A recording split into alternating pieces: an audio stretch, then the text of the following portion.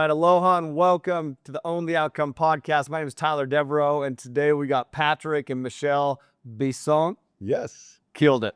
My last name is French. It's Devereaux. I should be able to know that. Yes, Devereaux. Yes. See, wow. There you go. Damn. See, snubby.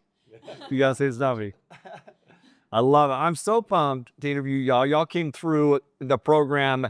Todd was the presenter at your event, right? He was, yeah. Yeah. Love Todd. I love Todd. Full of energy. And you guys worked with Judd, right? Yep. Yep, Yeah. we did. And we actually are pretty good friends with James McCabe, too. So Okay, yeah. Yeah. I love James. All right. love James. So about a little over a year ago, but man, you've been diving deep into RV parks, and today this is what we're going to talk about: RV parks and how the process of it, and why you guys chose that lane, how that all came about. So let's dive into some of this. Yep. So I want to backtrack a little bit. Yep. Take me back to October of 2023, correct? Yeah. Yes. That's about it. Okay. Yeah. So we attended the first session in Colorado. Yep, the day session. Yeah. And then we're like, hey, this is something we need to learn more about, multifamily and understanding how that works. And then we said, okay, let's go for the next session, which was in Denver. And we met a lot of good people then. Yeah. But I think we need to backtrack because at that point, he had decided to leave his W-2. And so he left his high-paying W-2 job. And we had already been investing in real estate for a couple of years, but it was single-family homes. So we were doing short-term rentals and long-term rentals. And we had just gotten to a point where we had built our first mini resort. Okay. And so we built a mini resort in Scottsdale so we could golf. And at that point, he was like, you know what? I think this is the time. Like, I think it's time for me to leave my job and like, let's go down this road and, jump fully into the rabbit hole. And so Was that nerve-wracking, or were you guys like ready for that? we were, nerve wracking. It was more about, it's the fear of letting go, but then the excitement of the unknown. So I was like in between, and I had a pretty good job, paid really well, and big expense account. we had to travel around the world. So Not to be at every major party because it was in spirits. Yeah. So it was a different mindset, right? It was like, okay, we're gonna turn to something that we're gonna work for us, and that to me, that was the biggest thing. Is like every hour, every minute, every second I'm putting into this is for us, and that right there, just like, okay, now judging our time and making sure that we don't overdo it, right? Because it's easy. You work from home.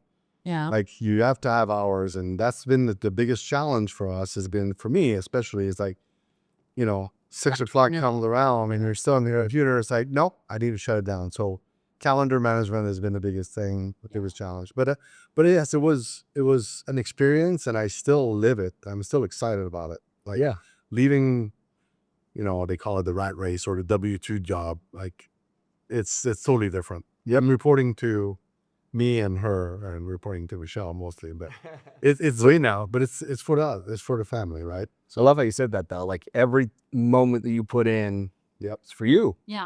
It's awesome. Yeah. Yep. And it's a big deal. I mean, it definitely is one of the biggest things that we've had to overcome this last year is learning when to turn off. And I'm really good at that because I've always been very structured, but we also have children. And so it's always been, I've got to be done by now to make dinner and make sure that the kids are taken care of, and I've got to spend time with them. And he's always had a job that's made him work unpredictable hours. Yeah. And so for him, it's a little harder, but I'll walk into his office around 5:30. I'm like, you're done, right? Yeah. We're That's done good, though. today. It is. I just read something or watched something on Eminem, and they said that Eminem, when he'd go in the recording studio, which they would record crazy hours, he would not. He would leave at 5 every time. Yeah. And then be like, whoa, you're leaving? He's like, yeah, I treat this like a job. Because if not, you are right. Like, and listen, I am definitely guilty of this because especially when you're building it for you, I have no problem with grinding. Like zero. Like I will put in the work, and you need some of that.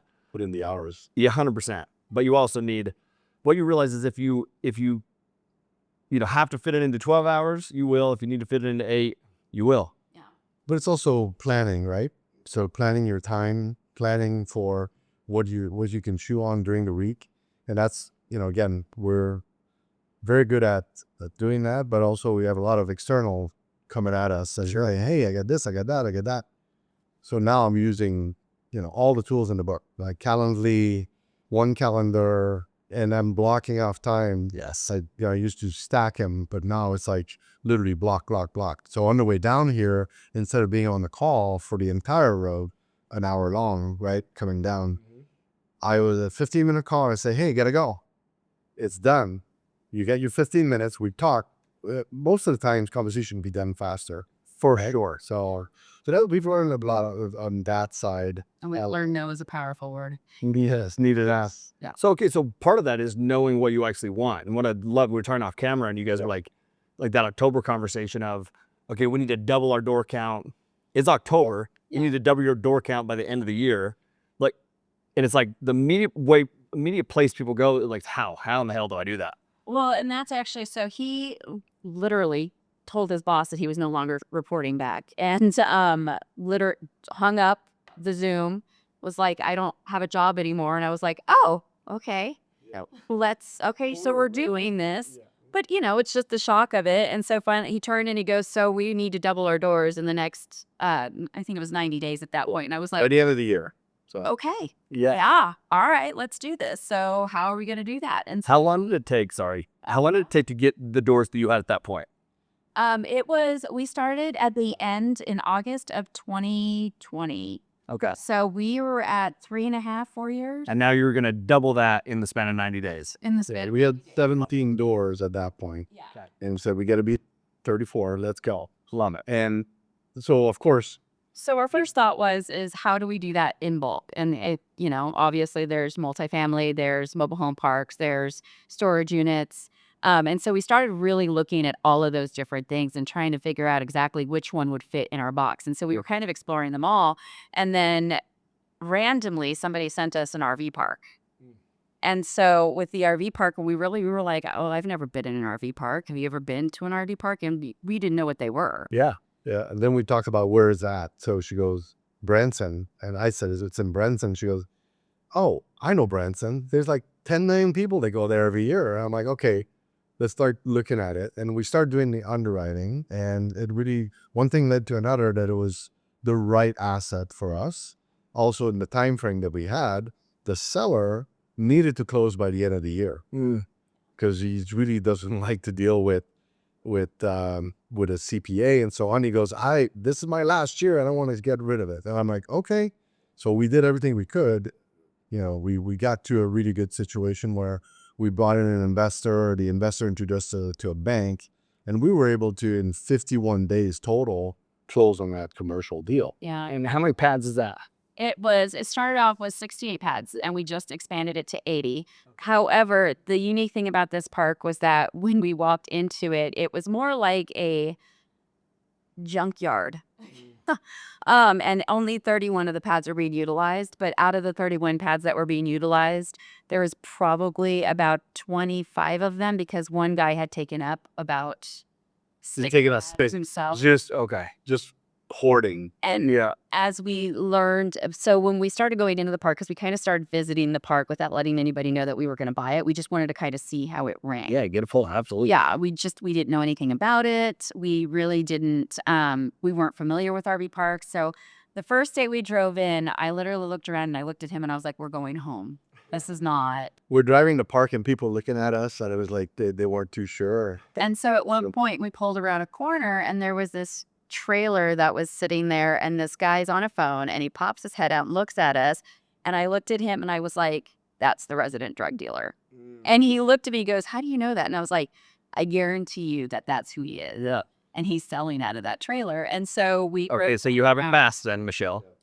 No, I can spot him from a mile away.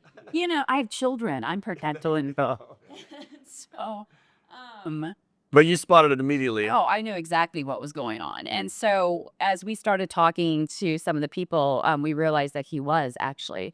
And one of the guys in our first multifamily, the 3-day workshop, had mentioned that he had told his new tenants in his apartment building that the K-9 unit was going to come train on the facility. Yep. So I used that same tactic. I love In the middle of the night, the guy up and left and took everything. it. That's amazing. That night we had 3 guests, because they're not renters, but they're guests, and they all left. Now we brought in like roll off after roll off to clean the park. And now that I was retired, I had time. So I actually went and I wanted to learn more about it. So I said, I'm going to park myself on the park. What is up, y'all? Listen, if this podcast has brought joy or value at some point as you're listening to it, we would love it if you would be so kind as to leave us a review down below. That is how we keep this thing moving and finding individuals just like you to pour value into. Now let's get back to the show. So bought a park model, didn't want to live in an RV, but I lived on site for 3 months. January through March, I was working it. Fixing pipes and really, I did the work. Yeah, I like to learn. I didn't know anything about it. So if somebody was going to quote me on, oh, I want to put like 12 new pads, I knew exactly after my 3 months, trust me, I knew the cost of pipe, the cost of everything, the electric and what we needed and how we needed and, whatever, right? So that really propels us to the next level in terms of understanding what the parks were and what needed to be done if we wanted more. And then we went to our second, fairly quickly, 3 months later, we made an offer on a second park in Missouri also. Okay, so that was good. I do think, though, that, like, I'm thankful that the first park that we got was so hard. Yeah. Like, it really did teach us a lot about what we could handle and how to handle things and how to pivot, and that it's not an easy thing. Like, everybody always talks about how easy everything is and, oh, like, I built this portfolio and everything's great. It was not easy. But I was really thankful that we had that because our second park was so easy. We'll never buy a park that easy ever again. But that one was so simple that she seller financed it to us 100% and actually stayed on and is our manager. So we pay her salary and really straight. Yep. Sorry. Oh, no. That's great. This is the second deal. So the second deal, 100% seller finance, stays on as an employee still, and then stays on as an owner of the deal. So what we did is we did an LLC purchase for that one because she had a lot of loans, like 3 small loans that are part of it. And we're like, we could buy this creatively and not put any money down. And I could work with you. When do you want to retire? She goes, well, I could probably give you 3 years. Perfect. So we crafted a deal that made sense for her, that was making her very comfortable. The park would support that, right? The NOI would support the salary and the loan. She was already paying the loans out of it. So what we did is we set it up for her, and then she took a month-long vacation to start because she hadn't been on vacation in 10 years. So that was amazing for Dan to go on vacation. So, dude, this is what I talk about what, why, how a ton. Yeah. And what is like, what do you want? Why is that important? And then the how will come. Like, people get stuck in the how before they truly identify what they want and why they want it. Yeah. This is a perfect example of this. Like, going in, you guys knew what you wanted. You knew why you wanted it, and then you'd figure out how to do it. Like, there's only so many hows when you truly are clear on what you want. Yeah. But it's the same thing when you're negotiating. It's like you go in, you figure out, how did you figure out what this lady wanted? You talked to her. We Ask questions. We Ask questions. had questions with her. We walked the park with her. We looked at her vision. And then we built up a rapport with her where it was just a very simple conversation. So at one point when we were talking right after the first meeting with her, he was telling me about the conversation because he had actually got a loan. And when he got off, he called me up and he was like telling me about the conversation. I was like, she doesn't want to leave. I said, she wants out of the thing, but she wants to leave her job. She doesn't, because she was also a full-time commercial lender. Okay, yep. So she was doing both and the park was suffering. And so she built the park from scratch. She wanted the park to succeed. She was afraid of leaving her job. She wanted to be in the park. And so I was like, why don't we just craft a deal and have her stay on? And so he went back and restructured the whole deal for her. And was she pumped? Yeah. Oh, she was. I mean, her and her husband had a stroke 3 years ago, so he wasn't, willing to do more of the work, right? So, but she wanted to stay on.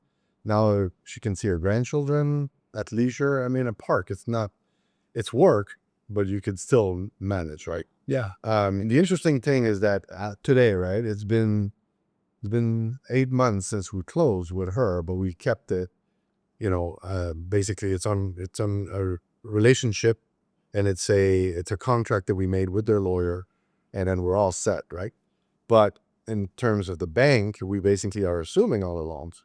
Well, the interesting part is that now she goes, what would it look like if we were to end this, like if I was to retire sooner, right?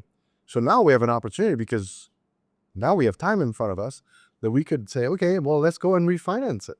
Because now we've been the owners at a higher percentage than she is, and therefore we can just go to the bank and let's refinance. The NOI will support it. Yeah. It- And she's actually done a really good job. She's increased the revenues at the park consistently, so she's been there. So So a lot of this channel, right? These people, mom and pop running it, they're running it old school. They don't have a lot of improvements that they put in over the years because they're satisfied with what they got. But if you want to force appreciate the property and you want to put in more, getting more revenues out of it, well, you got to raise the guest fee. This is, again, it's not renters. So you have guest fee, daily fee, monthly fees, and you got to put better amenities, the Wi-Fi. All these young couples that are traveling right now in RVs and living in RV parks, they want Wi-Fi. That's it. yeah, because they Like, give me water, sewer, electric, Wi-Fi. Yes. And they don't even bother you. They have everything they need. So we're providing amenities, and that's more of an RV park. And then we also pivoted into RV resorts, which now they offer water slides and a lot of services and restaurants on site and all that. So that's park number 3, 4, and 5 all have that. So you did 5 parks, 4 or 5 in year 1. We're 4 in year 1. We're going to close. We went under LOI. 4 in we closed on 4 in 1 year, but we actually put under contract 5. Okay. Our 5th one is in Alaska, and we didn't want to carry it through the winter. Got it. So we contracted to close in March. And you guys are closing that, and that is, you told me that off camera, which is the biggest park in all of Alaska. It is the largest park in all of Alaska. 172 pads, 19 cabins, and 5 glamping tents. And that is also a niche within the parks, glamping, because all the youngsters, I'm saying youngsters, I'm not that old, but, people in their 30s, they want to explore. They've been camping with their parents, but now they're taking their kids and they wanted the glamping, right? Yep. So they want experiences. They want like true experiences that you can't really get anywhere else. Yep. And so it's been a lot of fun because it's like you can get as creative as you want in a park, and you can actually just keep adding different revenue streams. So we have like one that's got a full bar and grill on it, and that does a few $1 million a year. We've got a full marina. We're doing boat rentals. We're actually taking out some of the boat slips and putting in, because that particular park, they come in from the Lake of the Ozarks, they park in, they order from the restaurant, and then they take off. It's each one has like $160 tabs. So we were like, well, why are we charging for them to park their boat here? Just make those into boat slips and keep the restaurant going. Yeah, changing the vocation of the marina, which is tied into the RV park, and then we're expanding that RV park. But we purchased that park in particular. It's 84.5 acres that was rezoned commercial on Lake of the Ozark. Okay. You can't find that anywhere. Yeah. But we help the current owner. We partnered with him. I say we're coming in, and we brought in some capital. We started a fund, so we're able to support the acquisitions now and support ourselves. And then we'll package it up and then refinance, and then eventually own 100% of it. Yeah, I love it.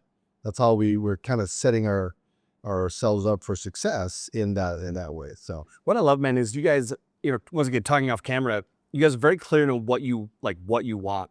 And then you were like doing, like you found out about creative financing through PACE. Then you come through our program, I think right after PACE's. Yeah, we literally did them within a couple weeks of each other. Yeah. Okay, cool. Yeah. And then you find out about the commercial side and syndication, and then you even structured your first RV park with an acquisition fee. absolutely. Yes. Yeah, okay. Yeah. That was huge. Yeah. Yeah. That was a big one. We were like, we actually couldn't believe that we walked away from the closing table with no money down and walked away with $70,000. Like, we were So think about that. You more than doubled your door count. Yep. Yep. You zero money out of your pocket. Yep. And we raised the CapEx and all that too. Zero money out of pocket, CapEx included, and 70 grand check at close. Out of that 70 grand, we paid the scout, the person that brought us the deal. Mm-hmm. We paid the connector. There was a person that brought us the investor. There was a small investor. And we went to dinner. Yeah, to dinner. Yeah, yes. And we was, and then we went to dinner. But we, these are things that pursuit costs is my favorite word right now. Like when you're going after something, you have to spend money to make money. Sure, right? But we didn't have a lot of money. So we would fly on points because I traveled so much in my career. Mm-hmm. But we went to Springfield from Denver to go see the park. and stayed at the Marriott because I had a lot of coins. I'm like, let's go. We're using this. We were down to the bottom, right? Like to start. And we met, Tom, our first investor, he's like gold. He's phenomenal. We Instead of learned about sponsors at a 3-day event because we didn't know anything about them. And he actually, when you were saying, the how will come, Yeah. we literally go into this. We're buying this $1.8 million park, which we actually negotiated down from 3. So we're going into this $1.8 million park, and we're like, how are we? Okay, now we've got to figure out where the money comes from. Yeah. Yep. And that's when we were like, okay, well, let's just throw out the idea of seller finance and see if it sticks. And the guy was like, yeah, I'll do that. And we were like, whoa. Yeah. I love it. And then the other part too is you don't know until you ask. So we said, can you seller finance 30%? Guess what? Mistake. 6 months later, I'm talking to the same seller. He came and visit, and he goes, oh yeah, it's a great deal we made. Like, I would have done more. I'm like, oh, I didn't know that you could have done more. Yeah, I could have done the whole thing. I didn't need the money. Dude. He could have seller finance 1.8 million. Yeah. But I didn't know. no. Yeah. And we didn't ask. Yeah. Now we Great learning lesson. So now you know. So we brought in our private money partner, and he was like, well, I can do a portion of it. And then from there, he was like, but I will actually sponsor you with the bank.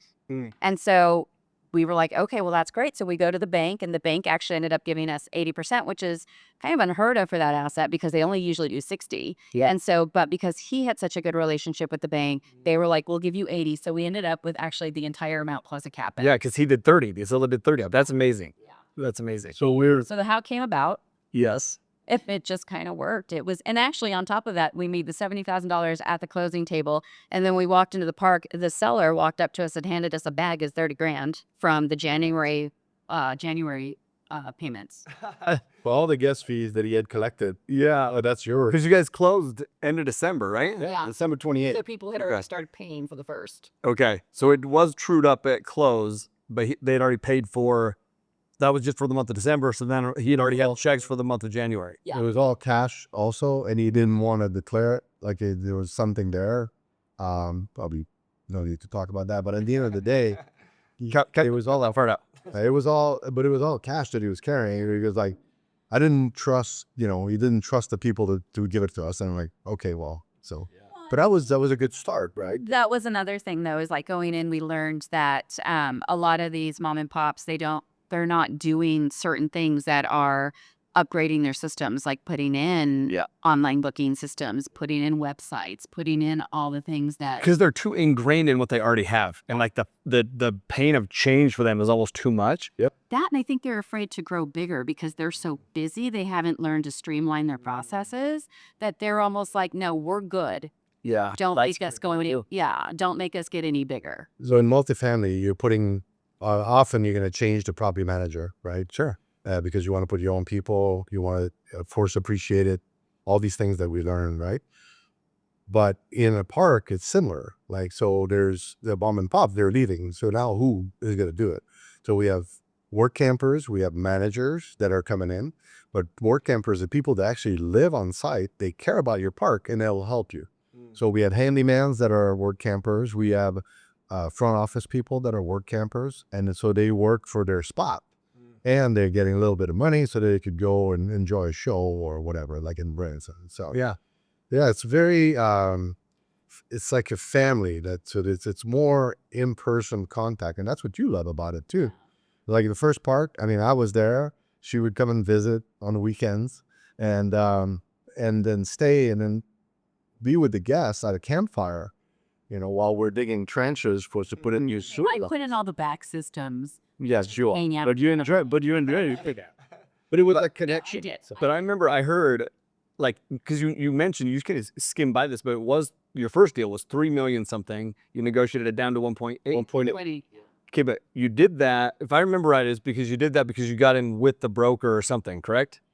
Yeah. So actually that one wasn't with the broker. That one, somebody brought it to us. It was like a connector.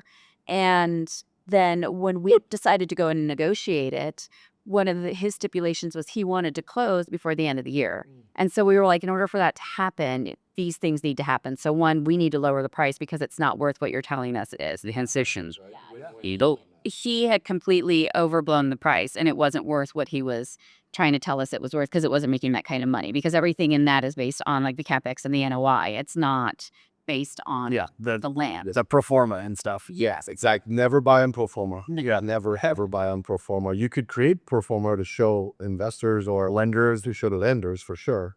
But we did that deal. We ended up the price was right at 1.8, and we got it appraised with the bank, and then we had a future appraisal, and that future appraisal was 3.2 million That's awesome. because the park was not in good shape. Yeah, But they see the potential. So the appraiser said, if you do all these things and you do them in order that you're telling me you're going to do them, then I would give you a $3.2 million tag. Yeah. Anyway, so the same thing happened with every other property that we bought. Is like, what is the current price and what is the future price? So that's what I was going to ask you. How do you underwrite these deals? Like, what's your process? And I know that's a deep question to ask, but like high level, how do you underwrite the deals? Like, how do you know first off, this is a fit?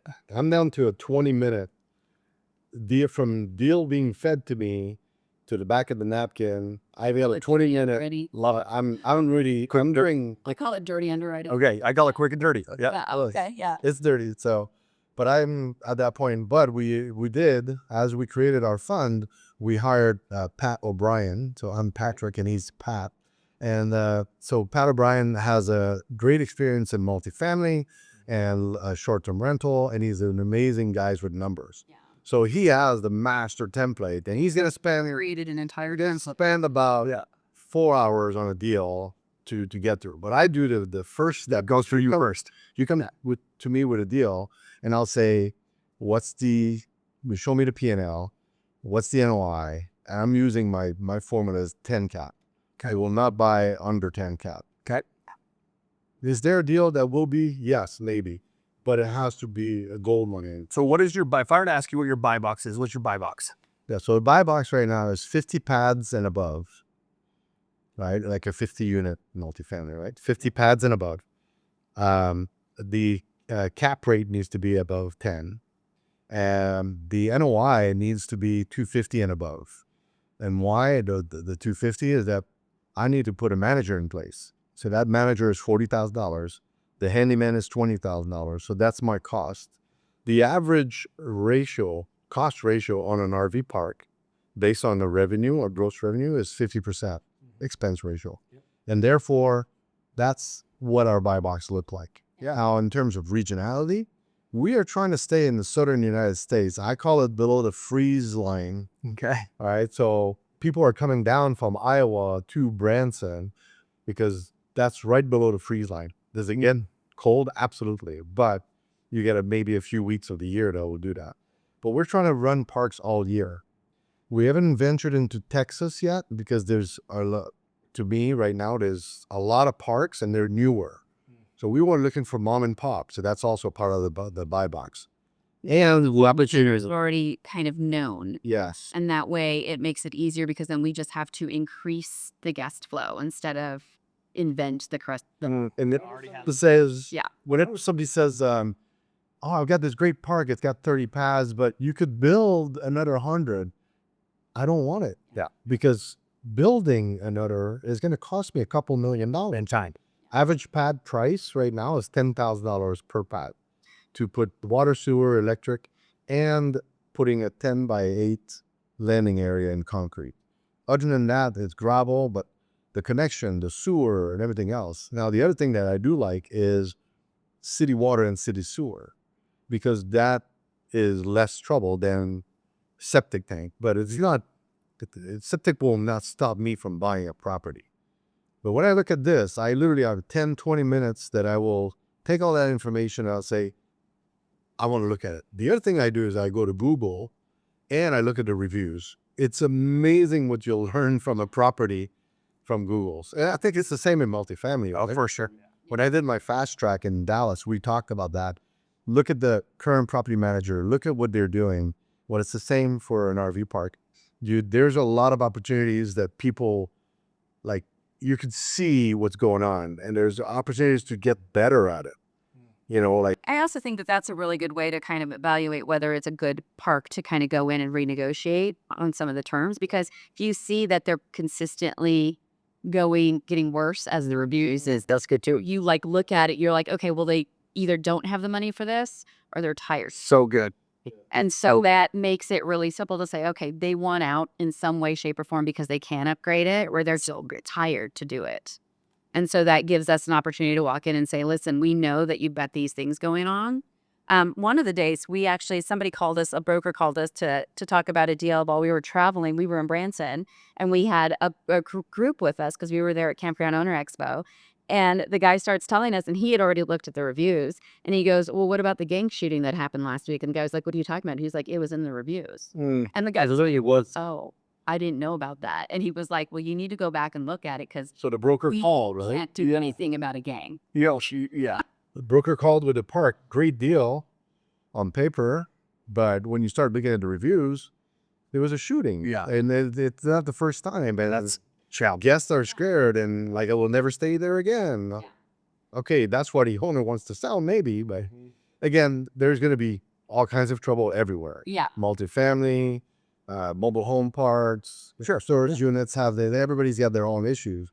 But what does it cost to solve it? How do you solve? How are we going to solve it? I mean, we've also had like a park that, when we went in and started looking at it, they had a bunch of deals on it. And we actually pulled out before we went in because we found out as we were talking to him, we were like walking to the park and we were just like, so if you had all the money in the world, what would you do with this? And the first thing he said is I would change the septic system. And we were like, okay, why? Well, that little conversation sparked that he needed like $1 million worth of septic tank work. He needed 3. So he had like a lot of pads and he needed 3 new septic system installed because they were 20 years old. Yeah. And that was not even part of the conversation. And they wanted a high price. So when we started negotiating with them and went down that route, we ended up backing out of the deal. There was no deal to be made because we would have been negative. That's so good. I asked that. I literally asked that same question. My question is, if you had a magic wand, what would you do? That's how I say it. Which is such a great question, though. But man, you have purpose when you're going in. The better the questions, the better the answers, the better the result, right? Like you're asking the whole way through. I love it. How can I structure the deal? How can I get it done? What's their pain points? What's going on? Through experience, I think it's amazing. We pinch ourselves sometimes. It's been a year. Yeah, literally been a year and 2 months, and now we're like in RVs. We're talking to RV owners. We're going to Campground Expo. We're talking with them, and yes, we're buying parks. We tell everybody, and we're getting deals coming at us. And there's a few deals that we'll wholesale. That some people want the smaller parks, and it works well. And some people actually say, "I want one. I want to live on it. I want to run it, buy it, and live on it." Great. Well, we'll satisfy that too. So yes, it's really that side of it. But we're at the point where we know what we're doing. And that's why we created our fund so that we could have investors come with us in our journey and really buy more parks for 2025 and beyond. Which I love. And your fund's a $25 million fund. Yep. You guys want 5 new projects this year. Yep. Parks, yeah. And this is why I wanted to have you guys on, because I remember, I think you hit me up on IG, or we were chatting. First off, I remember the first time we met was Peak Partnership. You guys were right front row. I remember chatting with you one of the days. I can't remember what day.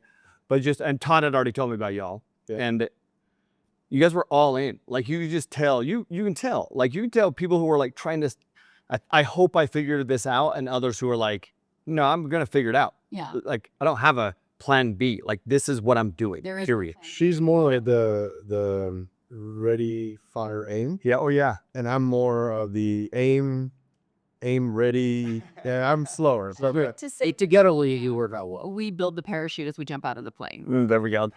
I think that's probably the best way, because honestly, at the end of the day, I think that, you can only do so much when we're sitting in a seminar, we're learning, and it's great, Sure. but you learn the most when you're actually hands-on and you're doing it. 100%. And so when you jump in and you're doing it, you'd be amazed how many people are ready to help. Yeah. Yeah. They've got to see that you're taking action. It's not oh, hey, I think I'm going to do this, so you're going to be around to help, right? You're going to say, yeah, of course. And then you're going to wait for me for the next year because I'm probably going to, putz around. But if I'm like jumping in, I'm like, hey, I've got this problem. Can you help me? You're going to be like, yeah, let's do this. Yes. And that's just, Did you see why we're here? Yes. It's happening. But it is. It's diving in. It's just like it is. There is. And it's hard, by the way. Like a lot of people say, like my husband doesn't work with me, or my wife doesn't work with me.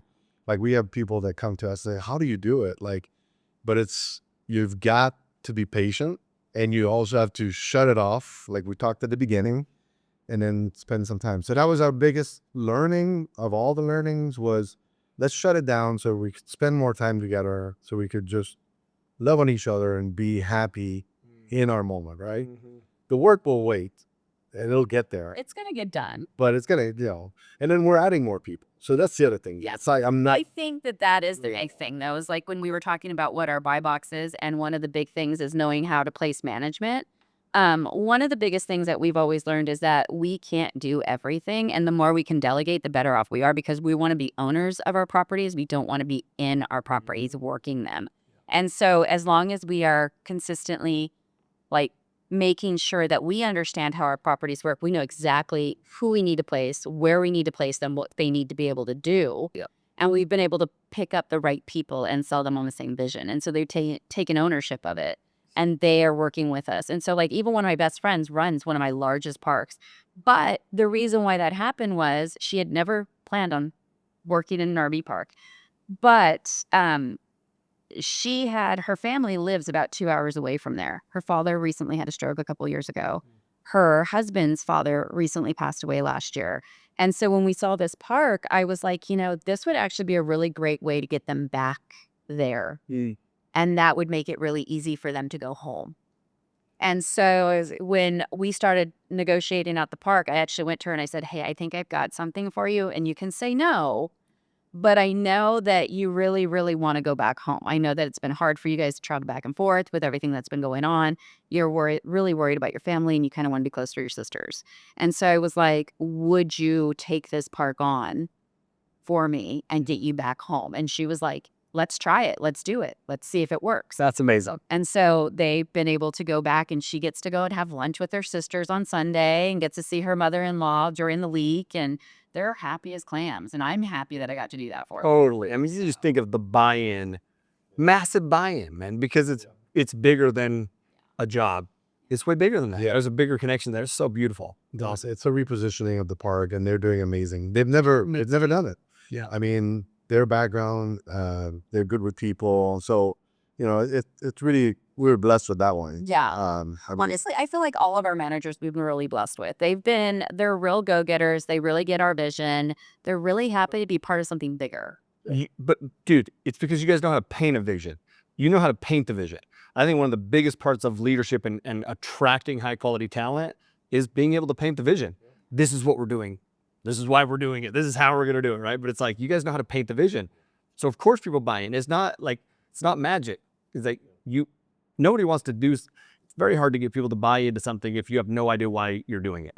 When you know how to paint a vision as a leader, that's key. Yeah, I think so. I think it's We have for a vision, we craft it every year. I do a vivid vision.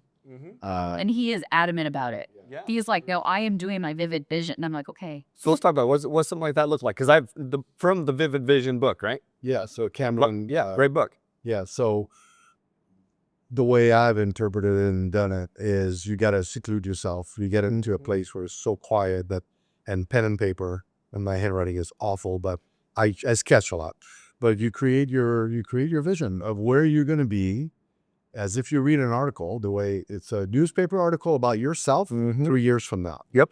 And then you could share that vision with your team, with your spouse. I mean, she bought it into it, right? Because I'm putting it out there. What do you think of this? But then you share it with your team. You share it with your bank. You share it with your people. You share it with your broker. You share it. And this is what I'm doing. And guess what happens? People buy into this because they see the vision. It's better than just a vision. It's a vivid vision. And it's a small book. I hate reading. And I read that book 3 times, back to back to back, just to get it, right? Take notes. And then my first vision was 4 years ago, 3 or 4 years ago. I had because we were doing the single family. And then we did one. Remember, that vision was like, Actually, let's have 12 12 long-term rentals. That was did it. Yeah, we did it within that first year and a half, actually. Well, actually, that kind of came about in a different way, too, because we had somebody come over for dinner one night, and she was a good friend of mine. And they had up and moved to Tennessee during COVID. And I was like, how did you just up and move to Tennessee? Like, you've got 2 kids in a private college. You, like, just up and left. And she's like, oh, we've been investing in real estate for years. And I had no idea. And so he was like, oh, we should do that. And I heard we're now investors. So I went out and bought a house the next day. privilege. I love it. Literally, like 2 days later. You were on the golf course, and I kept calling him, and he was like, are you okay? And I was like, hey, we bought a house. It'll be fine. We'll talk about it later, Nick. But I was, I mean, at that time, the interest rates were like 2.5% and crazy, right? And we had some disposable income that we like, let's do something with it. But now it's like people with 401ks, you can invest your 401k into real estate. Mm-hmm. And I didn't know that. Like, but you learn all these things. So self-directed IRA into properties. Yes. Yeah. But our vision going back to things. to the vision piece, I think to me, it just gives me a roadmap. Mm-hmm. And that way I could check the box. And if I'm totally wrong, which knock on wood, I haven't been so far, but I kind of maneuver. But if you look at my original newspaper article, which you print, the way you want it, just keep it, and then read it again after year 1, and you'll be like, oh man, I got to do another one. Literally, because your goal is like, see, I'm pretty sure you're setting up your vision, your goals, but by doing this, it involves everything. It involves your family, where you're going to be, your health, which is something that I've been struggling because of travel and everything else. But, I keep watching guys like you with guns and everything. I'm like, hey, I gotta keep doing that. You look like you're doing pretty good, bro. I've tried. Thank you. Yeah. But the whole vision to me is the roadmap, and it helps everybody else understand, and that's when they can get on board. That's what you were saying, is like creating that, that direction that people will say, hey, I can buy into that. Yes. So Well, I love that you redo it every year because, I do this, by the way, and I love this. But by, even hearing you say it, I need to share it with my team more. I don't share it with my team enough. So I need to share it with my team more. there could be a vivid vision for just personal, but then you could have one for your enterprise, for everything you do, and you've got so much going on. We do that, though. We sit down and we actually plan out, okay, as a couple, this is what we want to work on this year. This is what we want to do for our business. This is what our family needs to look like. Like, these are the things that we need to do for that. Brent and I too. But you're setting goals too, right? So this vision that I'm really almost done with it right now. It's 3 years from now, we have 50 parks. I love I mean, it's BHAG. It's a big goal. So let's talk. Give me some. Let's speak this out into existence. Tell me just some of the stuff that's on that list 3 years from now. Right now on the vision for within 3 years, we have 50 parks. We're doing $100 million in revenues, and we're literally employing, I think I put 70 people that we have. Yeah. Each park is taken care of. We've rolled some parks. We've had more. We bought a portfolio from our biggest competitor. So that's kind of the vision I have right now. There's a lot of companies. There's a few other companies. There's massive ones that are running mobile home and RV parks or part of that. There's one in particular that I've been modeling myself after. I didn't even know they existed until I started getting Instagram feed from that. And I'm like, hey, wait a second, that's what we're doing. And they're bigger than us. So I'm thinking that at some point they're going to want to roll their parks, and that's part of my vision. The people with us, the kids, our 17-year-old is going to college. I mean, this is a big change for us in the house. We're going to be empty nesters. My kids are a little bit older. This one is 25, but she works for us. Okay, cool. That's the other thing. Part of that is that she's learning more and taking more. So that's part of the vision, is who's there, what their roles are. And it's hard to put together. You're really putting a goal out there. You're guessing, but you're putting things based on what you know now. Yes. For 3 years from now. I think you're strategically planning. Yeah. That. And Pat O'Brien, I like Ben Vermich, our CFO. In my vision, 3 years from now, he's got 5 people working for him. Yeah, it has to. Like, Well, and I think that that's the thing too, is that for us, like, it's not just about us. Like, we want to take everybody else with us. Like, we've built up this team and they're all great people.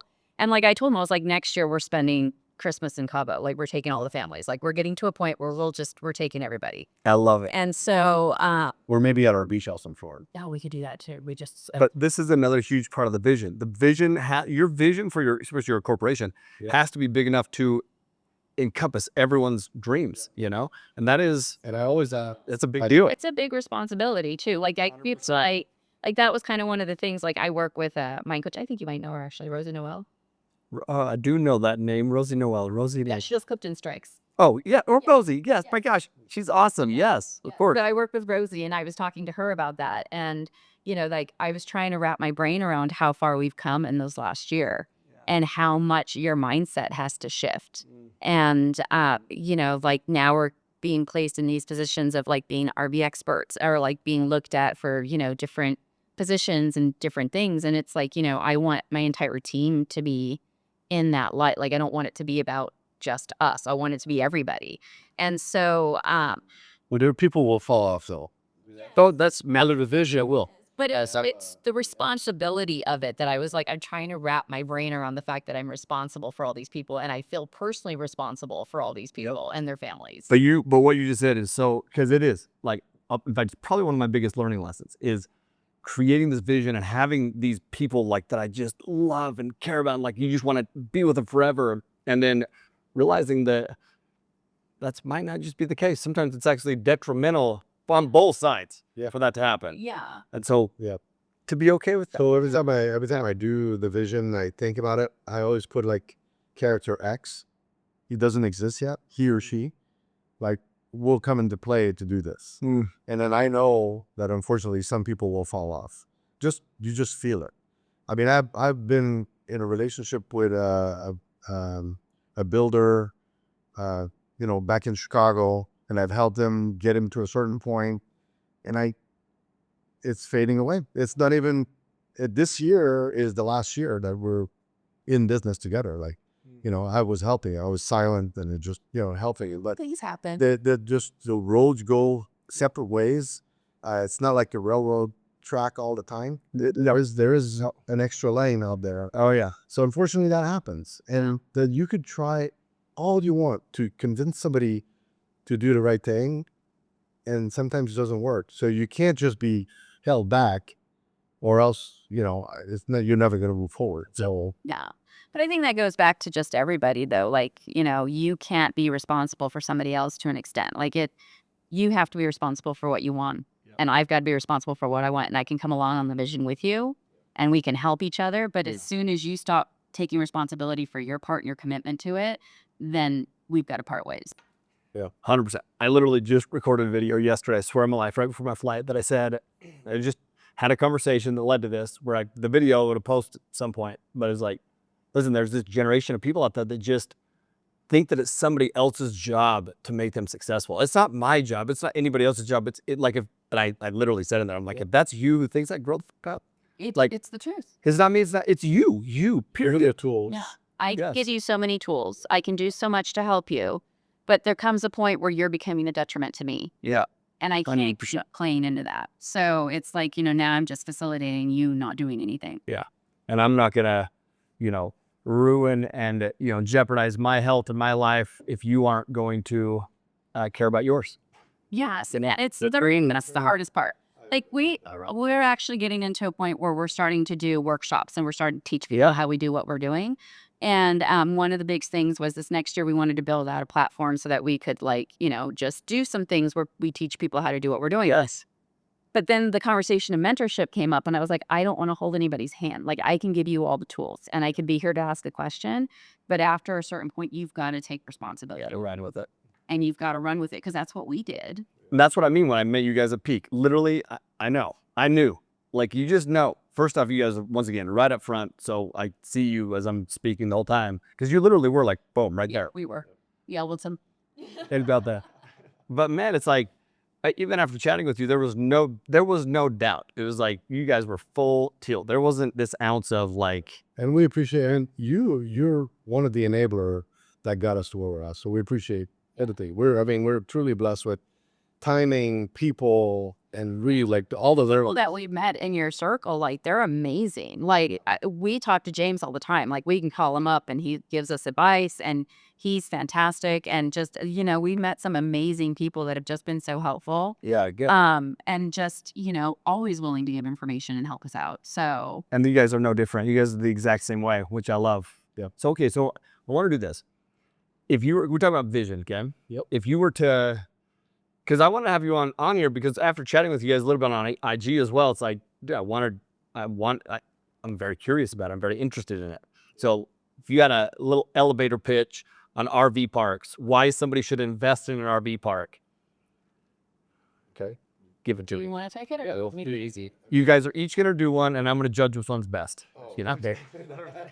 Here we're back in pause. So all right, RV park is the right time for RV parks. They are, like I said before, mom and pops are running. They are retiring. Baby boomers. Most of them are pushing close to their 70s now. Their kids don't want it. Their kids just want the money or whatever. The number of parks, there's over 12,500 parks in the US. 90% are run by mom and pop. Yeah. So there's definitely a need for investors to come in and acquire them. You say 90%? 90%. Yeah, 90%. Yeah. So those are stats from the RV campground and everything. Yeah. So the other side of it is they make money from day one. Cash flow, if that's what you're looking for, cash flow is day one. Now, passive investors invest in a fund, works for that. Then the other piece too is appreciation. It doesn't take much to take a park from a C- to a C+. It takes less effort to do that than a multifamily. They also get better tax depreciation. Then multifamily. Yeah. Damn, I didn't know that. Right at year one, you could get this huge depreciation on year one.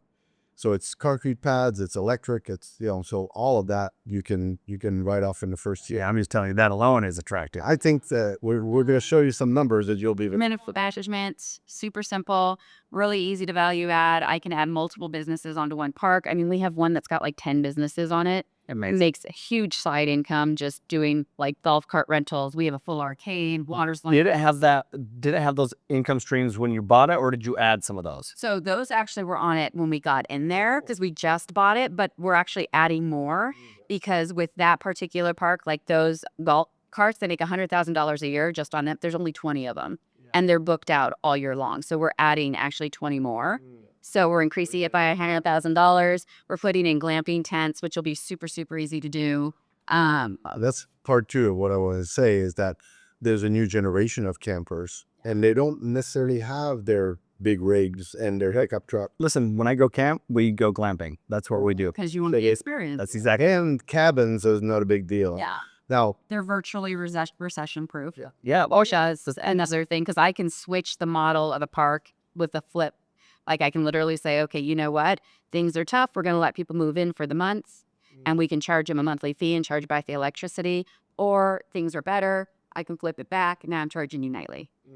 they're guest fees. That's powerful. They're all guest fees. They're not renters. There's no rent of Options. so there's no eviction. If somebody doesn't satisfy like the criteria of the park, I'm sorry, you have to go.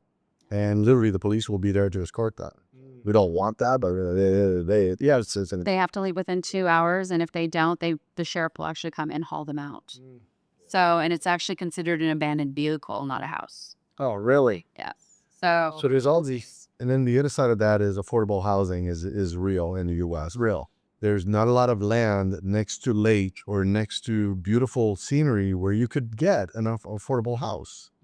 So that's something that with the 98 acres in Virginia or the 84.5 acres in Missouri by the lake, that we can create a community. So that's the next step into all of our parks is to appreciate them. We could put a community separate from the RV, but it still functions the same way.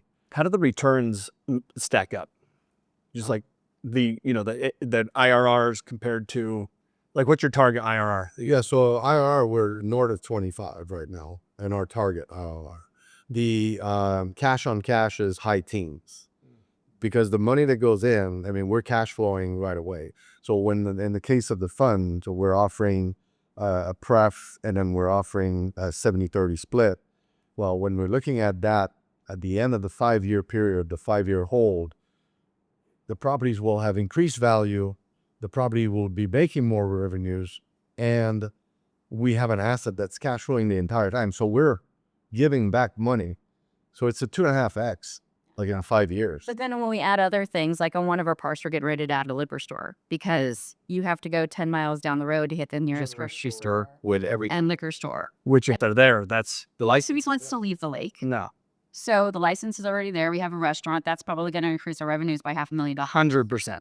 Yes. So And then the bank is buying into that. So it's already part of our refi before the fact, because at this point, for that one in particular, we're asking the bank to give us the loan to build that structure. But we could put a Bardonium attached to the building. I mean, we're also an event center there. We're adding the golf the technology, the materials, and everything is helping to repositioning those poles. So here's what I'll tell you my biggest takeaway. Okay, there's a lot because all those points are huge. Yeah. But I'm telling you my biggest takeaway. And I think it to be a huge takeaway for everyone. I know to be a huge takeaway for everyone listening. And I guarantee you this is a clip because I want people to watch this. Which is, it's less about you. It's less about me believing what you're saying. I believe that you believe what you're saying, and I believe that's true influence. Like true influence is, listen, I believe that you believe it. And which then in turn you think about that makes me believe it. Yeah. True to the core. Yes. So It is true, the core. it's like, I watched Trump the other day and they were asking him about, what were they asking him about? I can't remember, something like that. What you think that the Fed will listen to you or something? It was about the rates. Do you think Fed will listen to you? And he's like, yes. Yeah. Like, well, why? He's like, because they will. It's like, there was not even an ounce of doubt in his body that they're going to listen. It's like, I watched that and I was like, damn. But that's how I felt. Like you guys, I believe that you believe, and I think that's one of the biggest parts of raising capital, of hiring, high-level team members, of finding sponsors, partners, whatever it is. That. Well, I do think, we do. I mean, we fully believe in our asset class. We fully believe that it can do what it does. We've seen it doing what it does. And like coming in, pretty much the sky's the limit. Yeah. I mean, one of the biggest differences between, multifamily and us is one, we can change our structure at the drop of a hat. We can take advantage of dynamic pricing, and we have an unlimited resource of ways that we can add value to that part. Like there's nothing that stops us from doing everything, where you're limited in a lot of other classes. So Yeah. And get creative with it. yeah. Yeah. You guys are very creative with your structures and how you buy and all of that stuff. We've learned all of that from. Your Pace is great at that stuff. I mean, dude, Pace is so creative with how he structures. So creative. Yeah. Yeah. And then adding value different ways, right? Like we talk a lot about that kind of stuff, but it's like, that's why I love, people always ask me like, so do you go to other seminars? And it's like, oh my God, yes. I can learn from anybody. Like you said, it would be one little thing, Well, I think that was the big thing when we came in, and that's why we did both of them at the same time, is because one, we wanted to learn how to do things creatively and structure different deals because we were capped out. On the other side, we wanted to go into bigger assets. Yep. And so it was like, if we could find a way to combine the two, we would be golden. And look, that's what's been unique about your journey is that's exactly what you've done, which is why people want to know what you've done. Yeah. Yeah. But I do think that comes from strategically knowing what we wanted from each yours. I agree with that. We look at the curriculum and then we just say, okay, let's utilize that. So advantage. So Yeah. And taking action. yeah. Yeah, you guys are absolutely the epitome of it. It's like, the visualization part that is powerful, but what's truly powerful is the manifestation of the visualization, and that comes from action. It's the action. It's not a secret, but in order to actually have the manifestation of the vision, you got to take massive action on a vision that's clear. And when you do that, well, confidence goes through the roof because now it's not just I think this, it's no, I saw this, I did this, I'm doing this, and that's why I'm going to do this. And I think that's like one of the things, though, is that when you start doing it and you start building that confidence, like our first investment was a $325,000 single family home. And it consistently kept growing. And I remember at one point I turned to him and I said, we kept growing and we bought our first beach house, which was our second beach house, but it was $1.6 million. Yeah. And I told him when we were buying the park, I was like, you realize that this is the same price as our beach house and it's going to make 4 times the amount of money. Yeah. Like We visually this entire time. Yeah. So good. I literally put that beach house on the market that week just to test to see if we can sell it. And then we said, oh, it's too, it's We have to build the other one. yeah, we actually sold the other one. Yeah. But it's a perfect beach house. We were just there. It's calm. It's a place where you could do your village vision. Yes. And enjoy that. But yeah, so going into this, like buying that first park, I remember us, we were 2 days before closing. We were like, we're never going to close this. Like, how are we going to do this? Yeah. And we were freaking out because we didn't think we would do it. We walked to the closing table, closed that park, and they were like, well, that was easy. Let's do another one. Carries off, right? Yes. But the one thing I saw a clip that you were on stage and you were talking about the bison. Yeah. Yes. So people call them buffaloes in general, but Buffalo are not. buffaloes are Yeah. so Say it again. Buffalo are not native to America. The bison are. bison. Buffalo are native to Asia. I literally just thought it was the same thing. Nope. No. They're different. Interesting. Bigger and stronger. Interesting. So the bison, right? Or the buffalo, but they go into the storm, right? Yes. They did want to go through that storm, so it goes past, and then they're first there, right? And that's where all the fruit of the storm is. Exactly. Yeah, exactly. So when we named our company, we looked at that. We had the vision, and so we were at Peak Conference, and so we were talking about Colorado mountains. We're doing an Everest challenge, like looking at that sort of everything. So we said, okay, I totally did. Yep. So Bison Peak Ventures is what we ended up with, and that was like, it's not Chat GPT. It was just us putting our mind together and say, what would our company look like?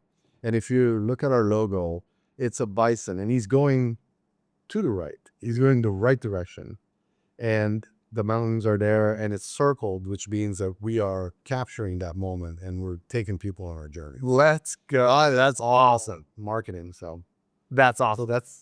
I just love it. I'm passionate about that.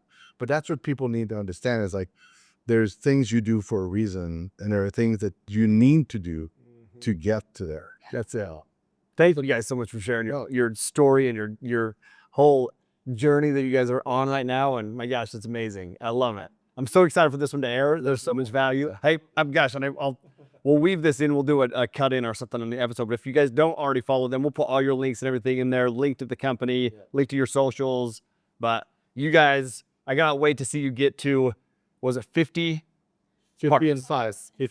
50 and 5. Let's go. Yeah. I guess I better get to work. Any last bit of there we go. Any last bit of advice you would give a new listener or a new investor just starting out? I think for me, I think it would be more on the lines of, as long as you have the vision, you know exactly what you're going after, and you stay focused, the how comes. It always comes. But you have to actually take action, and you have to follow your path, and you can't be distracted. For me, it's jump. Like, you got to jump. Or have your wife push you? Obviously, because it's really, I could have pulled the plug on my former job 3 years ago. Didn't do it. I was comfortable. Yeah. I enjoyed it, right? And then it got to a point where I was like, every morning I would be rolling my eyes. Like, really? Like, we have to do this again? So jump, right? So I pulled the plug. The circumstances were right. I said, okay, I'm out. And that's it. So from that moment on, then it became my definition, right? As we talked at the beginning, is like what I need to do to keep us afloat, right? So that's, to me, that's more of the, taking care of the family, taking care of our business, and then growing from there. So, but if I don't jump, I don't do it. And I'm getting close to the point where I'm catching up to her. And there's some things that she goes, oh, really? We're doing this? Yeah. Setting up goals and It doesn't everything. surprise me. Yeah. So the 50 and 5, I didn't share that with her until No, today. that was new. So, So but it's So good though. And once you start building out a team, that stuff makes it a lot more feasible for sure. Well, and I think that is also the other thing, is that as you start building the confidence and you start realizing how to place people, like that doesn't seem so outrageous to me. Like if you would have told me that a year ago, like even last year, he was like 5 parks. I was like, are you kidding? We're closing 1. Yeah. And we hit the 5. And so now when he says 50 and 5, I'm like, okay, cool. Let's do that. plausible. It's not out of, it's still a possibility. I got to tell you what I wrote this morning. This is how we'll end this, but Yep. this is literally what I wrote this morning, which is I love to write. And it's interesting with what you just said. So I'm going to share it, which is right in line with the comfort piece. So, gotta get comfortable. You've got to be comfortable being uncomfortable. I think I said that to somebody yesterday. It's this one. Okay. I said, what if you're falling into the devil's greatest traps without even realizing it? Believe it or not, comfort is one of the devil's greatest tools. Comfort prevents you from taking action, and comfort prevents you from changing and growing. Fuck comfort, seek growth. Absolutely. That's what it is. That's it. And that's the name of that's going to be the name of the episode. Comfort, seek growth. I absolutely agree with that.